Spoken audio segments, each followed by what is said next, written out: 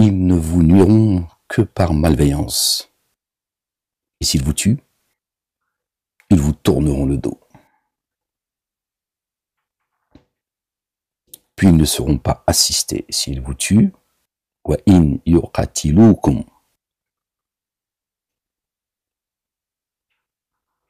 ils vous tourneront le dos.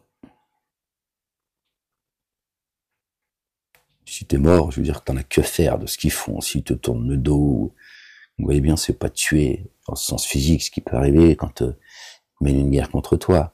Mais là, c'est pas ce que Dieu dit. D'accord? S'ils vous font taire, s'ils vous empêchent d'aller vers Dieu l'Éternel, et s'ils vous tuent, ils vous tourneront le dos. Puis ils ne seront pas assistés. Et Pharaon dit, laissez-moi tuer. Laissez-moi tuer Moussa. Laissez-moi le tuer. Une fois que je l'ai tué, qu'il appelle son Seigneur. Et comment tu veux qu'il l'appelle si tu l'as tué, imbécile? C'est pas... Laissez-moi le faire taire.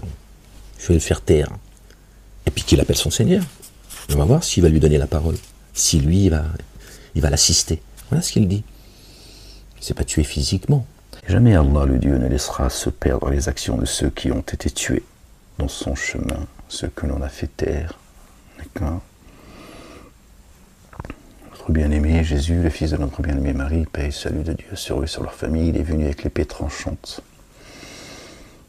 Il frappait leur le cou. Qui cesse de mentir sur le nom de Dieu. C'est ce qu'a fait notre bien-aimé. C'est ce qu'il nous a demandé de faire, de croire aux commandements et aux statuts avec lesquels il est venu et de les porter haut et fort, fièrement, sans trembler. Sinon, c'est Dieu qui vous fera trembler devant eux. Il les guidera et restaurera leurs conditions.